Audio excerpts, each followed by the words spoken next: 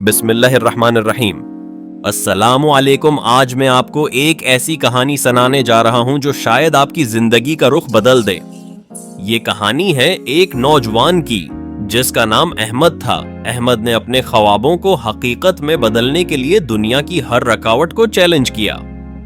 अहमद गांव का एक आम सा लड़का था। उसके पास कोई खास तालीम नहीं थी, न कोई बड़ी जायदाद। ये अहमद की कहानी है जिसका छोटा सा चाय का ठेला था। दिन रात मेहनत करता, लोग मजाक उड़ाते, कहते ये लड़का कभी कुछ बड़ा नहीं बनेगा। लेकिन अहमद के दिल में एक आग थी, एक जज्बा था। एक दिन एक बुजुर्ग आए। अहमद की आंखों में रोशनी देखी। बुजुर्ग ने पूछा, बेटा तुम क्या बनना चाहते हो? अहमद ने कहा, कुछ बड़ा करना चाहता हूं मगर नहीं जानता कैसे। बुजुर्ग ने कहा, बेटा कामयाबी की कुंजी सिर्फ 3 चीजें हैं, सच्चाई, मेहनत और हमेशा कुछ नया सीखते रहना।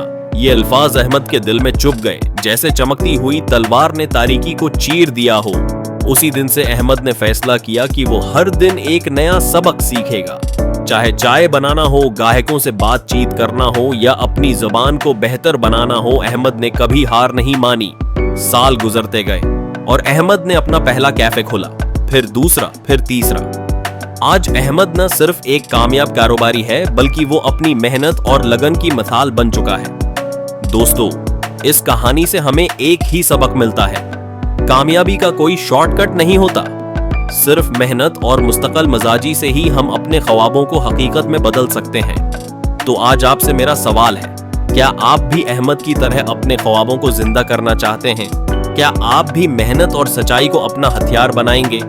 अगर हाँ, तो यकीन करें आपकी जिंदगी भी बदल जाएगी। शुक्रिया।